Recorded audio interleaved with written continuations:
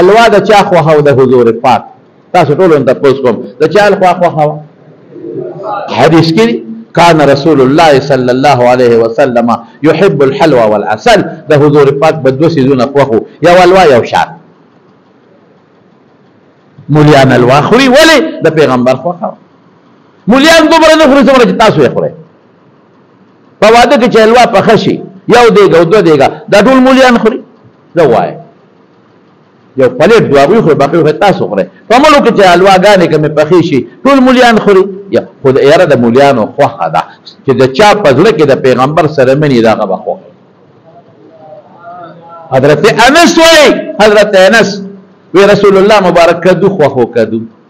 ما سره ناستو کدو ډنګری به یې خوړی وی ما به هغه ټنګری راغېستی و د حضور پاک مخې ته به مې کېښودی کدو یې خوښو وی لا زال احبه چې مې پیغمبر خوښو نو وی زما هم خوښ دی کدو د پیغمبر خوښو زما هم خوښ دی د پیغمبر د تبعیاتو اتباع مال عبادت دی نو الوا د پیغمبر خوښه زمو نو تاسو مولا پورې تړلې ده نو خنداګانې ور پورې کړئ مولا الوا دا الوا پورې خندا کوي یعنی د پیغمبر سوچ دی نه کو د پیغمبر د خوښې شي پورې خندا کې دومره مس شوی الوا نه خوري دا مټۍ څه شی دی الوا ده دا الوا یو شکل دا ګلاب جامن څه شی دی الوا ده دا الوا یو شکل دا ټول د مټایو دکانونو باندې د اختر پشپه چې راشي دا ورته مولیان ولاړې که تاسو ورته ولاړې دا د ګازرو حلوا چې دا ځای په ځای خوري څونه مولیان یې خوري څونه یې ته خوري سوچا نه دی کړی ګازر حلواګانې ټولې تاسو خورئ د سوجي حلواګانې ټولې تاسو خورئ د مټیو دکانونو دا مټۍ خو حلوا ده که حلوا څه شی دی خو خوږ شی دی چې راغونډی ټول حلواګانې په خپله خورئ خو صرف د پیغمبر سره دشمني د بل څه نشته د پیغمبر خوښه ونه ته وګورې ټوکې ټکالې الوا داسې والوا داسې والوا داسې زه خو پې فخر کوم ما ته خو که چا وایي چې الوا خورې وایم الحمدلله راوړه چې خورم بلکل زما د پیغمبر خوښه وه د په شوق خورم دا خو د فخر ګڼم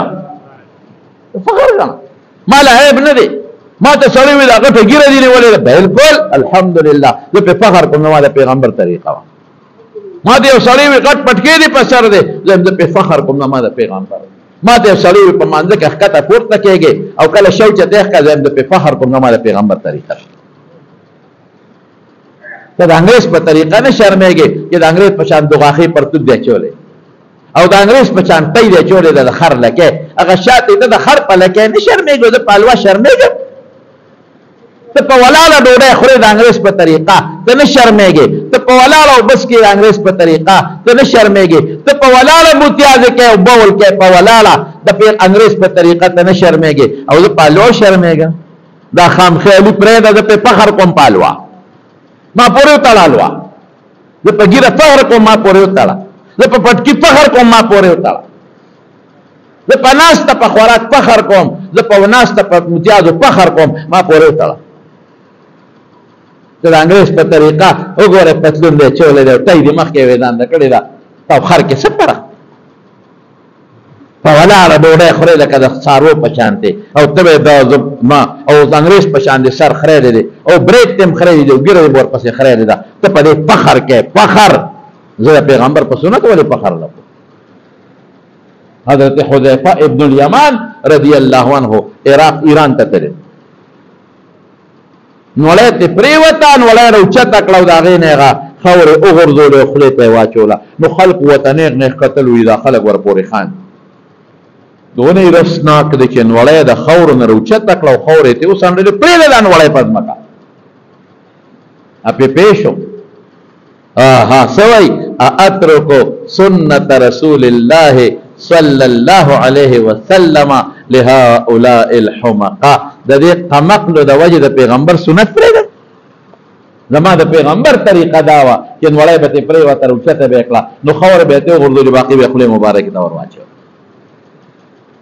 ولې خو نوړی پرېږده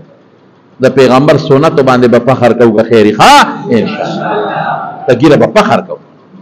په پټکي به فخر کوو د سنتو جامو باندې فخر به کوو په ناسته ډوډۍ او په ناسته په خوراک به فخر کوو او په حلوو په کدو به فخر کوو الحمدلله دا زمونږ اصل خبره مې دې پورې کوله چې دا د اغیارو سوچ دی مونږ نه د پیغمبر طریقو پورې ټکالې شروع کړې د رسول الله مبارک په طریقه کې زما دپاره د دنیا هم خیر دی او د آخرت هم خیر دی. د انګریز په نقش قدم، د انګریز په شعار، د انګریز په تهذیب نه شرمېږې. ماشومان مې پتلون والا کړل او زه د پیغمبر په طریقه شرمېږم.